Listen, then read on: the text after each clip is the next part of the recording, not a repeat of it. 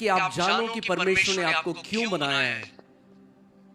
जब मैं परमेश्वर के वचन से एक प्रकाशन मुझे मिला, आप जानते हैं कई लोग आज बाइबल को एक धार्मिक पुस्तक की तरह पढ़ते हैं और उनके जीवन में उससे कोई लाभ नहीं होता। प्रभु यीशु मसीह ने फरीसियों से कहा, तुम पूरा दिन स्क्रिप्चर्स में यानी वचन में तो तुम उसको पढ़ते हो, उसका अध्ययन करते हो, मगर तुम मेरे पास नहीं आते क्योंकि जीवन देने वाला मैं हूं।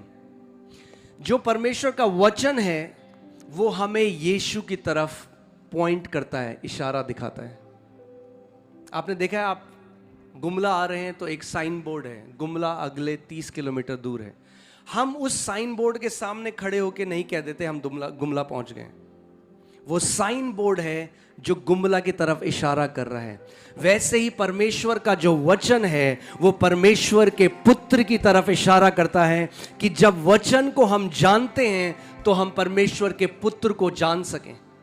मगर कई लोग आज हैं जो परमेश्वर का वचन अध्ययन केवल ज्ञान बटोरने के लिए करते हैं, और वचन हमें बताता है कि ज्ञान हमारे अंदर घमंड पैदा करता है। अगर हम केवल ज्ञान के लिए इसको पढ़ेंगे तो वो हमारे अंदर एक घमंड को पैदा करता है।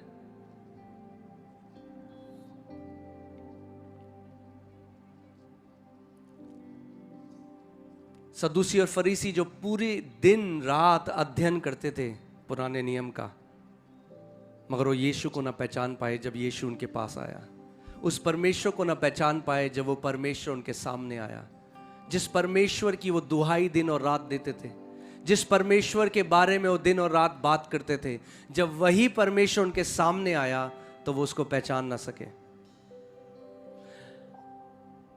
बाइबल बताती है कि यीशु मसीह ने अपने चेलों की बुद्धि को खोल दिया कि वे परमेश्वर के वचन को समझ सकें। जब तक परमेश्वर का आत्मा हमें उसके वचन को ना समझाए, ये केवल एक धार्मिक पुस्तक होगी। और आज मेरी ये प्रार्थना है कि आज प्रभु यीशु मसीह यहाँ पर बैठे हर एक बेटे और बेटी की बुद्धि को खोल दे कि आप परमेश्वर के वचन की गूढ़ बातों को समझ सको। आमीन। मेरे पीछे बोलो, प्रभु यीशु मसीह मेरी समझ को खोल दे कि मैं तेरे वचन के भेदों के प्रकाशन को समझ सकूं। आमीन। आज मैं आपको बताना चाहता हूं कि क्यों परमेश्वर ने हमारी सृष्टि करी, क्योंकि जिस दिन आप इस बात को जान जाएंगे, जिस तरीके से आप जीते हैं, जिस तरीके से आप सोचते हैं, आप बोलते हैं, आप चलते हैं, वो बदल जाएगा। आपका चाल चलन बदल जाएगा।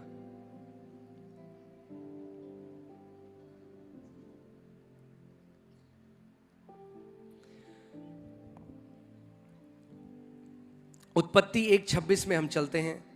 उत्पत्ति 1:26, पास्टर सामत क्या पढ़ सकते हैं? उत्पत्ति 1:26। मैं चाहता हूं आप ध्यान धरकर आज का वचन सुने, क्योंकि आज बहुत सारे मिरेकल्स, चमत्कार प्रभु यीशु मसीह यहां पर करेगा।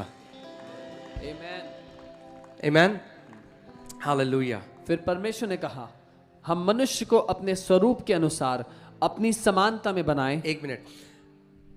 आपका सबसे बड़ा जो आपकी आइडेंटिटी है, जो आपकी पहचान है, वो आपका गोत्र नहीं, वो आपका ट्राइब नहीं, वो आपका स्किन कलर नहीं, आप किस जगह से हैं वो नहीं। आपको सबसे पहले समझना पड़ेगा कि आपकी जो बनावट है, जब परमेश्वर ने मनुष्य जाति को बनाया तो बाइबल कहती है उसने मनुष्य जाति को अपनी समानता और अपने स्वरूप में बनाया। मेरे पीछे बोलो, मैं परमेश्वर की समानता में, परमेश्वर के स्वरूप में रचा गया हूं। गुमला, आपकी आवाज नहीं आ रही है, फिर से बोलो, मैं परमेश्वर के स्वरूप में, परमेश्वर की समानता में रचा गया हूं। आमीन।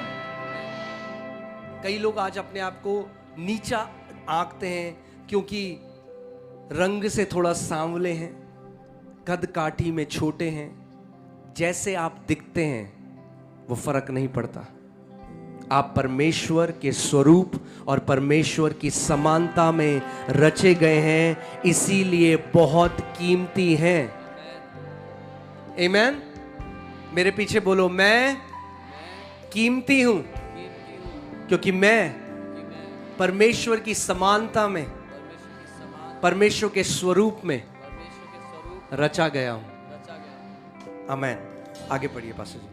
और वे समुद्र की मछलियों और आकाश के पक्षियों और घरेलू पशुओं और सारी पृथ्वी पर और सब रेंगने वाले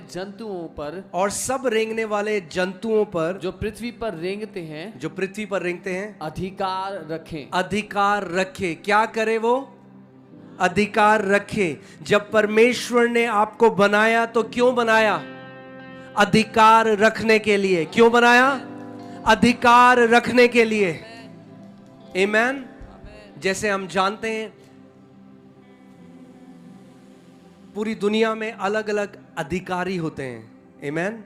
वैसे ही परमेश्वर ने आपको भी आत्मिक जहां में एक अधिकारी बनाया है। जब तक आप इस बात को नहीं समझेंगे तो आप भीख मांगते रहेंगे, आप गिड़गिड़ाते रहेंगे, आप परमेश्वर से भीख मांगते रहेंगे, ये ना जानते हुए कि परमेश्वर ने आपको अपने स्वरूप में, अपनी समानता में रचा है। और जब मैं बाइबल को पढ़ रहा था, इसका क्या मतलब है कि परमेश्वर ने हमें अपने स्वरूप और अपनी समानता में बनाया? ध्यान से सुनना। बाइबल कहती है कि शुरुआत में सब अंधकार था, पृथ्वी बेडौल थी, सुनसान था, और परमेश्वर का आत्मा गहरे जल के ऊपर मंडरा रहा था।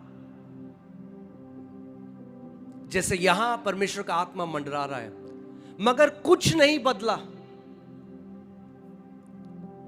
कितने समय तक परमेश्वर का आत्मा मंडरा रहा था हमें नहीं पता। 5 मिनट, 10 मिनट, 1 साल, 10 साल, बाइबल हमें नहीं बताती। मगर केवल परमेश्वर का आत्मा अगर कहीं पे मौजूद है, इसका मतलब ये नहीं कि बदलाव आएगा।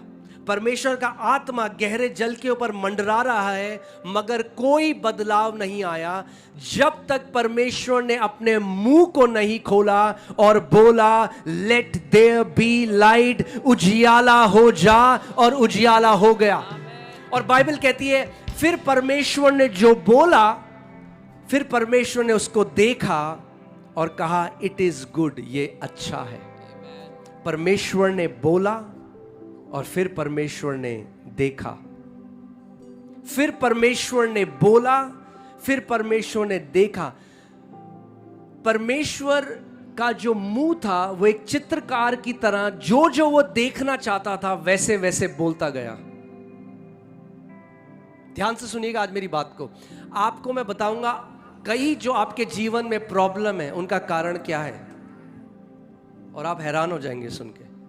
शैतान नहीं है इतना जितना उस पर आप हर चीज को शैतान के ऊपर डाल देते हो आप। परमेश्वर ने कहा और वैसा हो गया और वो अच्छा था। और बार बार परमेश्वर ऐसा बोलता गया, और बाइबल में लिखी है उत्पत्ति 1 में 9 बारी परमेश्वर को बोलना पड़ा। और उसके बाद 10वीं बार परमेश्वर ने यह बोला, आओ अब हम मनुष्य को अपने स्वरूप, अपने समानता में बनाएं कि वो भी अधिकार रखे। अब मैं आपसे एक सवाल पूछता हूं, कैसे हम लोग अधिकार आज रख सकते हैं? कैसे रख सकते हैं? देखकर जिसके स्वरूप और समानता में हम बनाए गए कि वो कैसे कार्य करता है। परमेश्वर ने जब अंधियारा था, जब सब कुछ बेडौल था, बदसूरत था, तो परमेश्वर ने वो नहीं कहा जो वो देख रहा था, उसने वो कहा जो वो देखना चाहता था। हमारी प्रॉब्लम ये है, हम वो कहते हैं जो हम देखते हैं, परमेश्वर वो कहता है जो वो देखना चाहता है। मगर उसने हमें अपने स्वरूप और अपनी समानता में बनाया है ताकि हम भी उसकी तरह जो देखना चाहते हैं वो कह सकें अपने मुंह से। कई लोग कहते हैं अच्छा